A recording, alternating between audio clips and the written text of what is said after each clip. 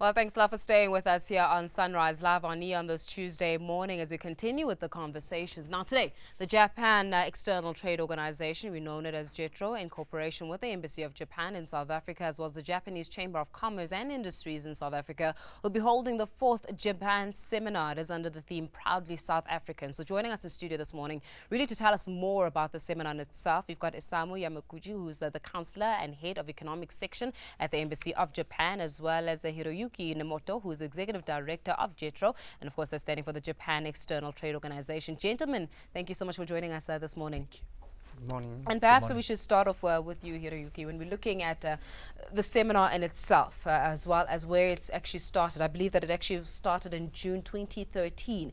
Really established the foundations and the principles behind the summit in itself. JETRO, you're talking about? Yes, so JETRO is a Japan External Trade Organization. This is a Japanese non-profit government organization, and our task is to promote trade and investment between Japan and other countries. It was originally established in 1958, and we have headquarters in Tokyo and Osaka, and 43 domestic offices. And we also have the 74 overseas offices in 55 countries, which includes the 7 offices on the African continent. That is there, JETRO Joburg, and JETRO Cairo, JETRO Addis Ababa, JETRO Nairobi, JETRO Rabato, JETRO Abidjan, and JETRO Lagos. Today, so we are going to, as you may introduce, so we are going to host the Japan seminar.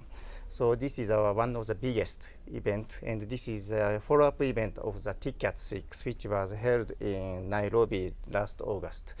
So the aim of this seminar is to promote our mutual understanding and promote further develop our economic relationship between Japan and South Africa.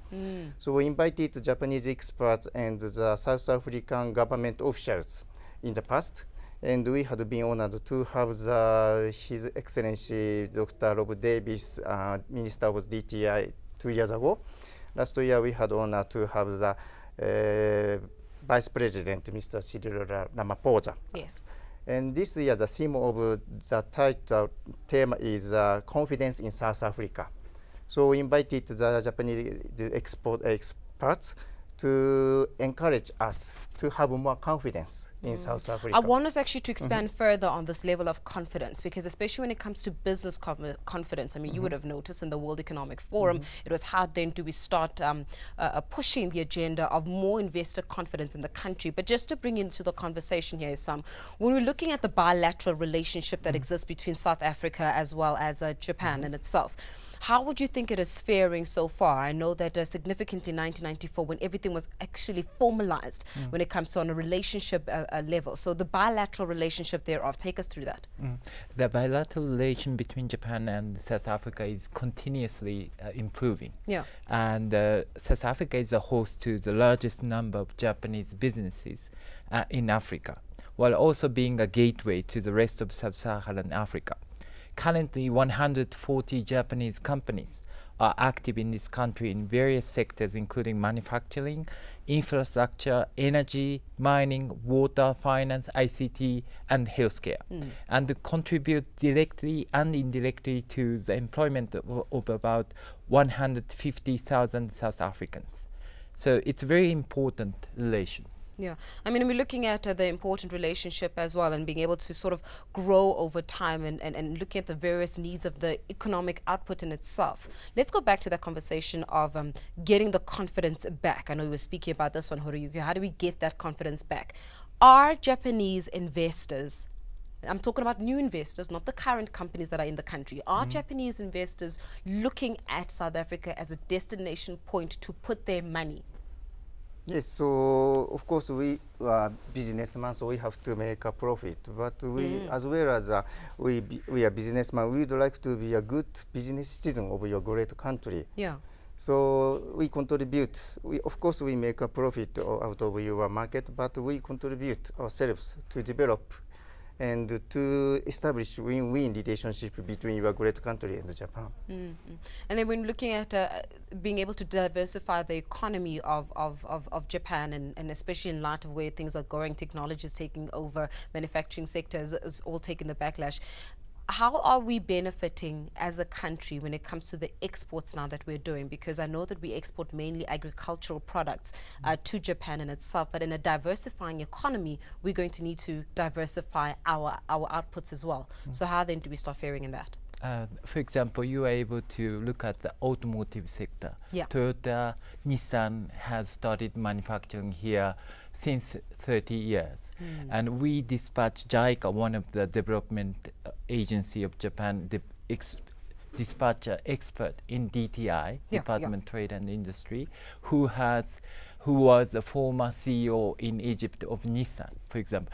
That is one example that how the Japanese government would like to make a contribution to diversification of industry here in South Africa. I'm hearing that you say you'd like to. Is that currently now in the plans, as in this will be implemented, that it's not just an idea? Yes, we have already dispatched those automotive experts to DTI and making a great contribution to that.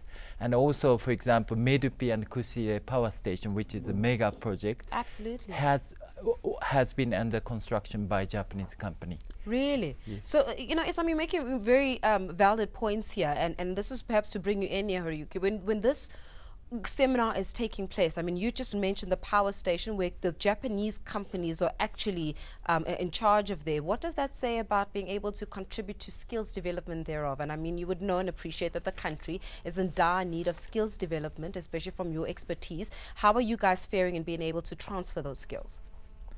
There is two ways for making a contribution to human skills development. One is the Japanese companies like Toyota. Toyota has an academy in Durban, and 300 young generation South African has been trained there. MHPS, also Medupi and Kusile, 1,400 young trainees in plumbers, technicians has been trained there. Hitachi has already given a scholarship to water and electricity, to land water, ESCOM people has been dispatched to Japan and trained there. The other project is JICA, the Japan Development Agency has made a huge contribution to human resource development here in South Africa. We dispatch volunteers, expert volunteers to Tibet colleges to make a contribution to building up students of South Africans. We have been requested by Deputy President when he visited Japan to help train artisans. And now we are trying to formulate a project to train a lot of, as much artisans as possible. Yeah, well, we definitely look forward to tangible outcomes of the seminar in itself. And as you were mentioning earlier on, that actually Japanese investors are looking at soliciting those opportunities and transferring skills thereof in the country. So all the best with the summit there. Thank you very much. Thank you so much to you. Of course, speaking to Isamu Yamaguchi, who's a councillor and head of economics section at the Embassy of Japan, as well as Hiroyuki Nemoto, who is executive director for JETRO, that's the Japan External Trade Organization. There's a seminar that is currently underway, solidifying and strengthening those bilateral relations between the two countries. Do stay with us, though. Coming up at the end of the break, we also have got a book slot telling you about how blacks do caravans, so stay tuned.